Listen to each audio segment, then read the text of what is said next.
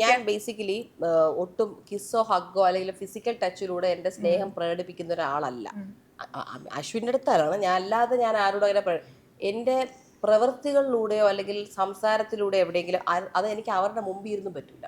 എനിക്ക് അവരില്ലാത്തപ്പോഴേ അത് പറ്റത്തുള്ളൂ.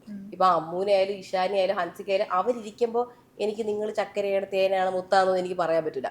അവരില്ലാത്തപ്പോൾ അവരെ പറ്റി ആരെങ്കിലും വല്ലതും പറയുന്നതായിട്ട് എനിക്ക് അങ്ങ് പൊളി, ഭയങ്കരമായിട്ട് എനിക്ക് പൊളി, ഞാൻ കൊടുക്കുകയും ചെയ്യും നല്ലപോലെ. ഇപ്പം നമ്മുടെ വെഡ്ഡിങ് കഴിഞ്ഞിട്ട് നമ്മൾ ലീലയിലോട്ടാണ് ഫസ്റ്റ് പോയത്. വെഡ്ഡിങ് നൈറ്റ് അവിടെയായിരുന്നു. ഞാൻ അവിടെ എത്തിയിട്ട് കരയാൻ തുടങ്ങി.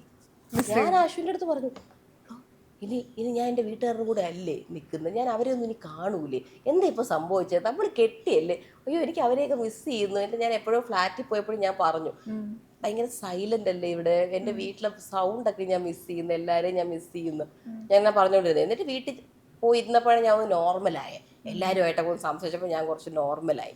കാരണം അശ്വിൻ്റെ വീട്ടിൽ ഇപ്പോൾ അശ്വിൻ്റെ ചേട്ടൻ കല്യാണം കഴിച്ച് പോയിട്ട് പിന്നെ അശ്വിനും അശ്വിൻ്റെ അച്ഛനമ്മയും മാത്രമേ അവിടെ ഉള്ളൂ. അപ്പോൾ അതിനു വേണ്ടി ഒരു ബഹളം അവിടെ ഉണ്ടെന്ന് എനിക്ക് തോന്നുന്നില്ല. അച്ഛൻ്റെ അമ്മയ്ക്ക് ബിസിനസ് ഉണ്ട്, അച്ഛൻ്റെ കാര്യം, അശ്വിൻ്റെ അശ്വിൻ ഫുൾ ടൈം ലാപ്ടോപ്പിലാണ്. അപ്പോൾ അശ്വിൻ ആ ഒരു ലൈഫാണ് ഉള്ളത്. എനിക്കെന്ന് പറയുമ്പോൾ ഫുൾ ടൈം വ്ളോഗ് എടുത്തിങ്ങനെ ഒരു ആക്റ്റീവ് ആയിട്ടുള്ളൊരു വീട്ടിൽ നിന്നിട്ട് പെട്ടെന്ന് സൈലന്റ് ആയിപ്പോയി അശ്വിനും ഞാനും കൂടെ. അപ്പോൾ എനിക്ക് അതൊക്കെ ഞാൻ അശ്വിൻ്റെ മുമ്പിൽ വെച്ച് എക്സ്പ്രസ് ചെയ്തിട്ടുണ്ട് പലതിനെ.